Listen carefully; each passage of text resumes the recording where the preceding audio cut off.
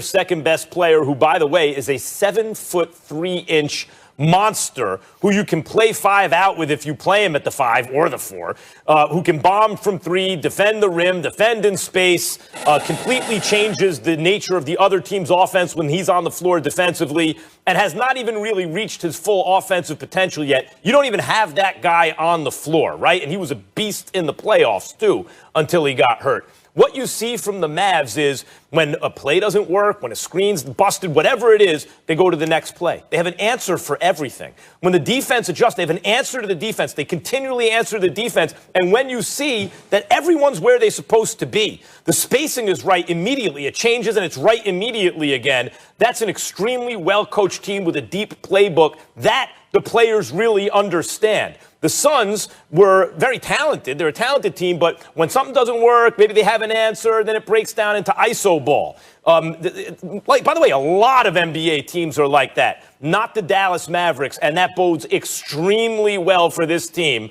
when Porzingis gets back. Well, Max, I have to disagree. For myself, watching the game last night, my biggest takeaway was the Phoenix Suns. They look phenomenal on the defensive end. They look like a well-coached team on the defensive end. They held the Mavericks to 42% shooting from the field and 24% shooting from the 3. And they didn't hope they missed. They made them miss. They contest every shot. They was rotating on defense. They was playing boxes and elbows where they didn't have any driving gaps. And I was looking at this team with the mixture of, two vets and Chris Paul and Jay Crowder, along with these young, mature stars and Devin Booker, Mikal Bridges, Cam Johnson, all these guys, they mixed up, and you could tell that they're bought in.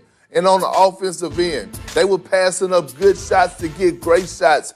That's a well-coached team. That means they have bought into Monty Williams' system. And when you look at what they did to the Dallas Mavericks, they made them take tough contested shots. Yes, the Mavericks got to the free throw line a lot. Of course, the refs bailed Luka out time and time again, calling fouls that wasn't fouls. But when the Mavs made a run in the second half, guess what happened? The Phoenix Suns didn't hang their head. They weathered the storm. I could count on numerous times that Devin Booker had wide open looks, and they just didn't fall. They did a great job of getting DeAndre Ayton involved on the low block. He made nice post moves. They had a great mixture. They look like a well-coached team, and the Phoenix Suns will be top 5 in the Western Conference. Chris Paul makes it different. Well, look, the Suns, leadership that he's bringing to that ball club. I agree about the coaching on the defensive end for the Suns. They were getting after it, no doubt. And obviously, when you have two ball-dominant guys in your backcourt, both, if they're not superstars, they're the next things to it at this different points in their careers in CP3 and, of course, Devin Booker. You want real 3-and-D guys who can do that at a high level. And you mentioned it. Cam Johnson and Mikal Bridges are those guys. Crowder is a very versatile player. And when your question mark in terms of what he's going to do is DeAndre Ayton, the number 1 pick, who's already a good player, but maybe could be a really, really good player not too long from now. That's all legit to point that out. I'm saying the Mavericks were playing against that team without their second best player by far. And what jumped out to me was how well coached they are. When you look at that team and the way they're on offense, yes, Perk, I'm talking about offense. When you look at that team and you see even Luka with a bad game, like Luka was passing up open driving lanes where he really had an easy bucket for these step-back threes, right? And maybe at this point in the season, he's trying to get it going a little bit and seeing what he can do. But I agree. I thought he was making some mental errors on offense. But we all know Luka is a brilliant player. That's not going to continue all season, doing a James Harden imitation when he should be doing something actually more productive than that in the moment. And when you consider that Luka can play much better than that, and that was without Porzingis, look out for this Dallas team. Max, there's nowhere in hell you and I could have was watching the same game last night. Because what I saw a lot of ISO ball out of the Dallas Mavericks. Here, Luka, go make a play. Go one-on-one. Here, Brunson, go one-on-one. try to take them down the lane and get shots. Matter of fact, when the Dallas Mavericks, when the second half started, Tim Hardaway Jr. was in transition and he hit 2 wide open threes in transition. It wasn't play sets that was being called. They played more ISO ball than the Phoenix Suns. And Max, let me give you a little insight of what's going on in the NBA. 80% of the offense in the NBA is pick and rolls.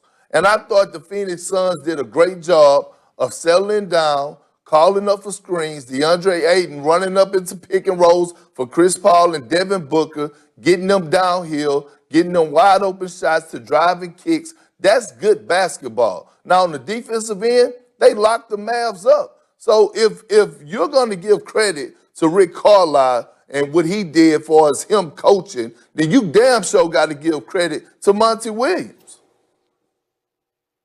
I thought that what you're saying is true as the game wore on, in terms of both sides of the ball for the Phoenix Suns. And it's not that I'm taking credit away from Phoenix, but for the most part in that game, what was very obvious is that the Mavericks' spacing and recovery and answers to everything Phoenix was doing told you that is an exceptionally well-coached team on offense. When they get Porzingis back, it's going to be a problem. Yeah.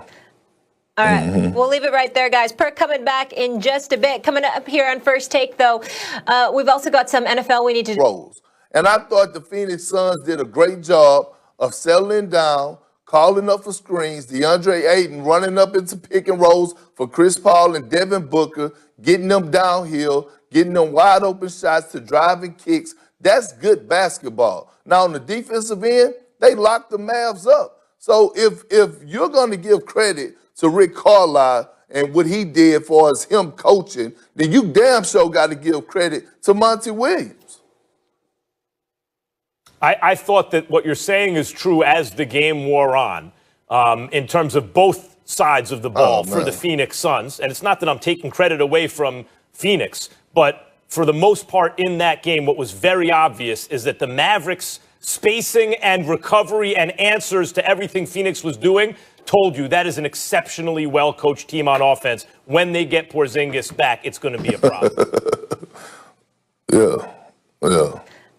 All right, we'll leave it right there, guys. Perk coming back in just a bit. Coming up here on First Take, though, we've also got some NFL we need to